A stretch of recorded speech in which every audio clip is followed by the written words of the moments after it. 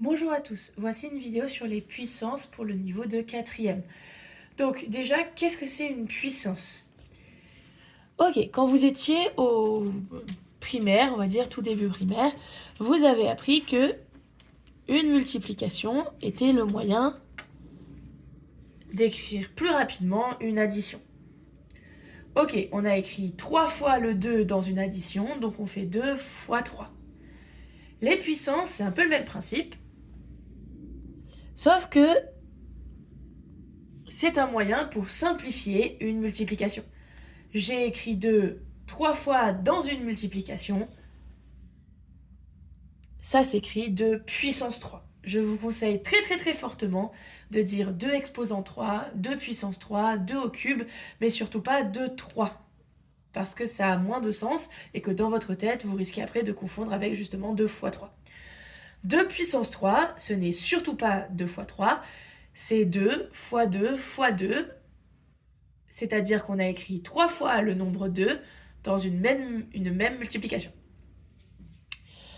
Par exemple, si je veux écrire ça en un peu plus simple, je peux compter combien j'ai de 2 dans la multiplication et combien j'ai de 5. Évidemment, je ne peux rien faire d'autre, je vais m'arrêter là. Je laisse les 2 avec leurs copains, les 5 avec leurs copains, et c'est tout. Ne m'écrivez surtout pas que ça fait 10 puissance 6 ou 10 puissance 5 ou je ne sais pas quelle autre bêtise. Vous vous arrêtez là, c'est déjà très bien. Ok, les règles des puissances maintenant.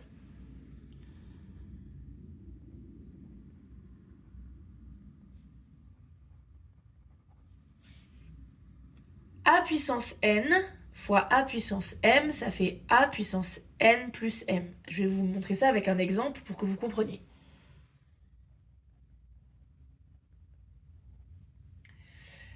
Alors, 2 puissance 4, comme je viens de vous le dire dans la définition, ça veut dire qu'il y a 4 2 au total.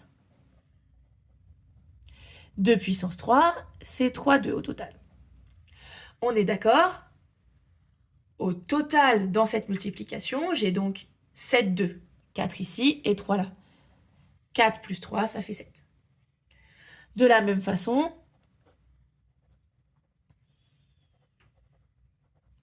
si vous divisez des puissances, vous allez soustraire, pardon, je l'ai écrit l'inverse, vous allez soustraire la puissance du haut moins la puissance du bas. C'est très logique aussi, on va le refaire avec. Ok. En haut, j'ai dit on a 4 2. En bas, j'en ai 3. Je peux donc les simplifier. Je peux en simplifier 3 en haut, avec 3 du bas, il va en rester 1. C'est-à-dire 4 moins 3, ça fait 2 puissance 1 qui fait 2. Par convention, n'importe quel nombre puissance 0 fait 1, à part 0 puissance 0 qui fait rien. Ça n'a pas de sens. On n'écrit jamais 0 puissance 0, ça n'a pas de sens. Donc 2 puissance 1, c'est 2. Mais 2 puissance 0, c'est 1. C'est une convention. C'est-à-dire qu'on écrit 0 fois le nombre 1 dans une multiplication, mais par défaut, il reste toujours 1 dans une multiplication. D'accord? Quand vous simplifiez les fractions, à la fin, il reste toujours 1. Ok. On continue.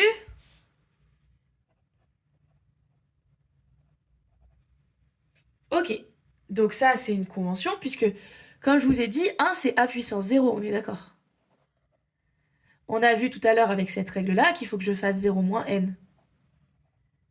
Ce qui fait moins n, en fait. Donc, par exemple, alors, je commence à plus avoir de place. On va décaler ici.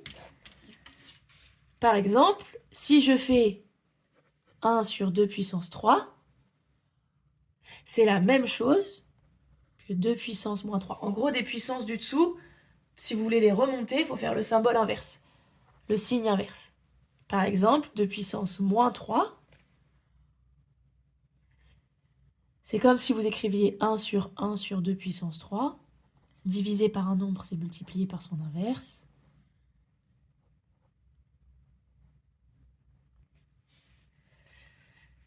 Donc, si vous voulez passer des puissances du numérateur au dénominateur ou l'inverse, il faut faire l'inverse du signe de la puissance. Donc par exemple, plein d'exemples, on met plein d'exemples, ce sera le plus simple. Supposons que je fasse ça. C'est la même chose que ça. C'est-à-dire que là, j'ai inversé le 3 que je l'ai fait remonter, donc il faut que je mette un moins. En bas, si je passe le 4 en bas, il faut que je mette un moins. Voilà, si on échange les puissances, elles deviennent du signe opposé. Si j'avais écrit ça, si je veux échanger les deux, hop. Voilà, par exemple. En général, on met toutes les puissances de telle sorte à ce qu'elles soient soit tout en haut. Donc là, par exemple, ça ferait... pardon, c'est un 5. Oui. Voilà. Et hop, hop, hop, hop, on va écrire bien, bien.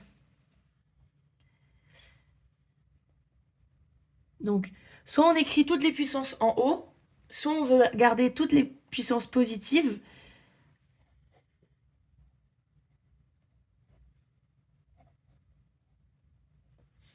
Voilà, c'est les deux façons qu'on vous demandera en général d'écrire des puissances. Soit tout le monde est positif, donc là, vous les mettez en dessous.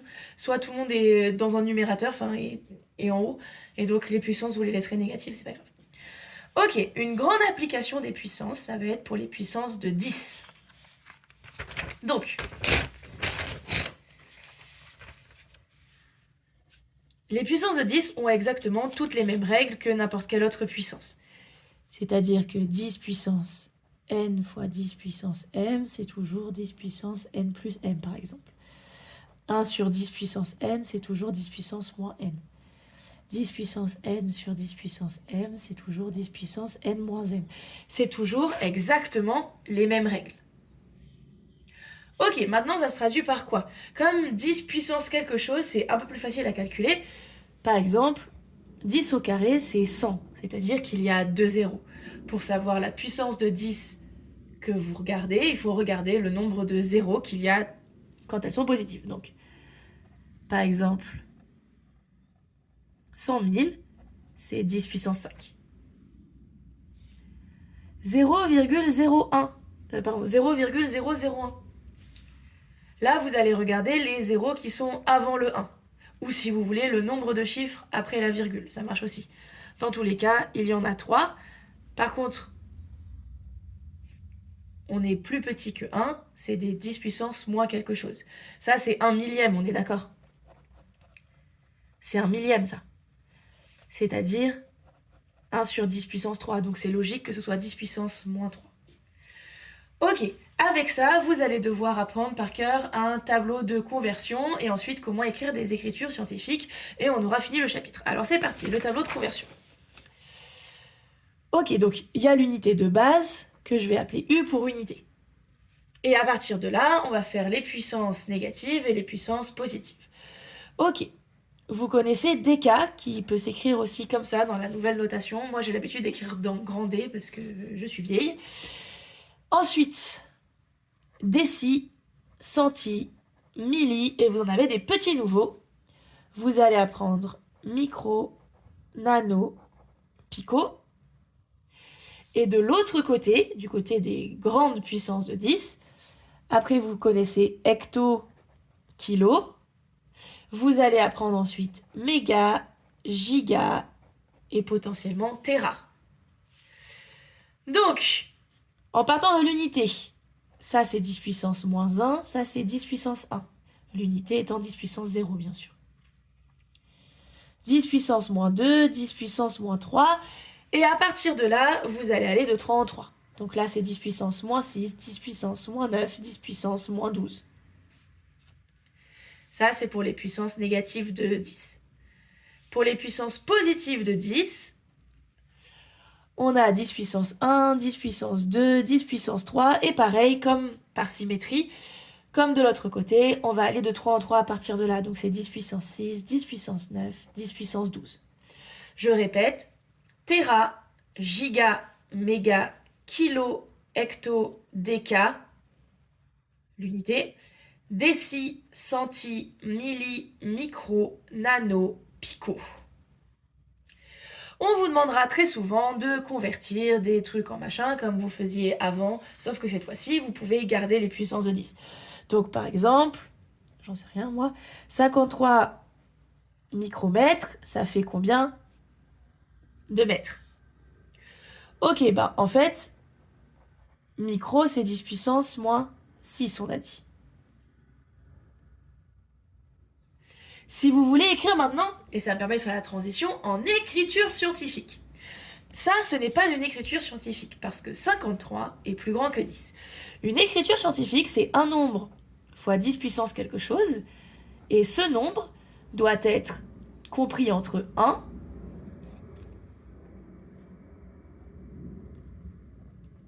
et 10. Il peut être égal à 1, à la limite, ça ne gêne pas. Par contre, il doit être strictement inférieur à 10, puisque sinon, vous pouvez le regrouper avec cette puissance-là. Si jamais il se passe une catastrophe, c'est parce que mon chat essaye de chasser un autre chat et qu'il est juste à côté de mon téléphone et je crains pour la vie de mon téléphone du coup. Ok, donc là on a une écriture scientifique. Là on n'y est pas, on est d'accord, 53, on n'est pas entre 1 et 10. Ok, ce qu'on va faire, c'est que mon 53 fois 10 puissance moins 6, je vais écrire 5,3. Donc je dois placer une virgule. Pour vous aider, écrivez en dessous comment je suis passé de 53, enfin de 5, comment je peux passer de 5,3 à 53. Pour passer de 5,3 à 53, vous devez multiplier par 10, qui est 10 puissance 1. Ce 10 puissance 1, vous allez le regrouper avec le 10 puissance moins 6. 1 moins 6, ça fait moins 5. Ça, c'est une écriture scientifique. Je vais vous donner un autre exemple.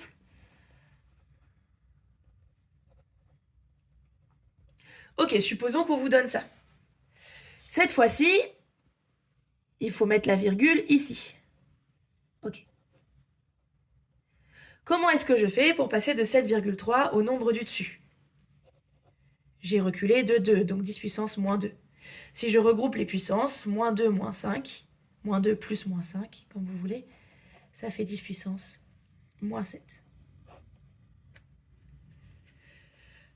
Alors, il y a une autre façon de voir. Si jamais ça vous embrouille, ne l'écoutez pas, passez directement à une autre vidéo. Donc, pour aller de 53... Mochi... Ben oui, mets pas ta queue sur la feuille, on voit plus rien. Donc, si jamais... Là, vous aviez 53. Vous devez reculer d'une case. Oh oui, je t'aime, mon cœur. Vous deviez reculer d'une case. D'un cran, si vous voulez. Vous êtes passé de 53 à 5,3. Donc vous avez dû reculer d'un cran. Il faut compenser en avançant. Donc si j'avance de 1 en partant de moins 6, j'arrive à moins 5. Là, vous avez dû reculer de 2 cases. Pardon, excusez-moi. Là, vous étiez ici, vous avez dû avancer, excusez-moi, de 2 cases, c'est-à-dire de 2 crans. Vous avez dû passer de la virgule ici à 2 crans vers la droite. Donc pour compenser, il faut reculer la puissance de 2.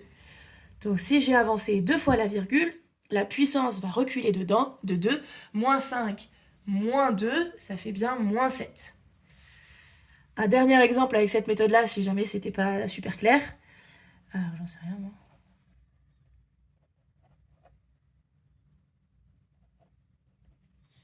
Ok.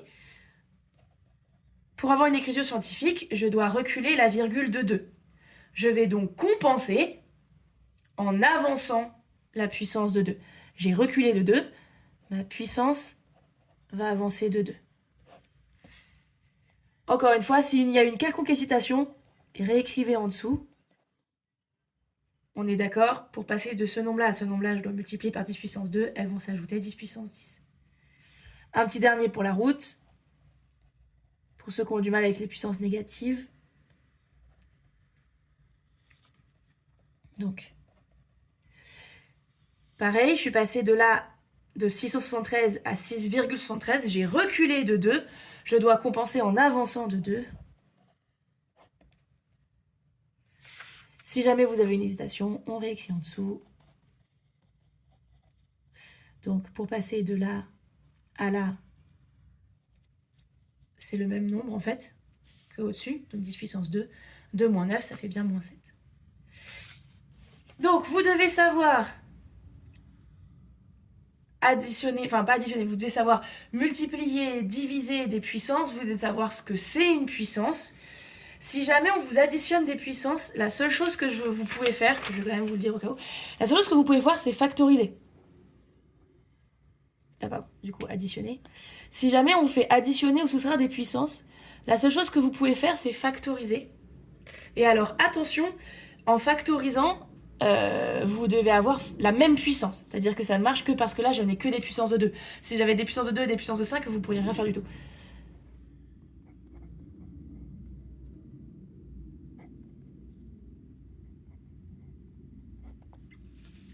Ça, c'est la seule chose que potentiellement on pourrait vous demander quand il y a une addition, une soustraction de puissance.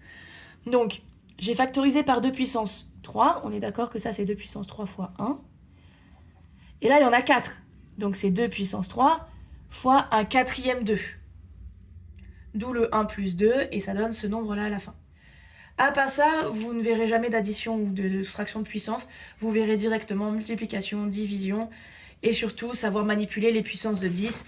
Donc, avec les conversions,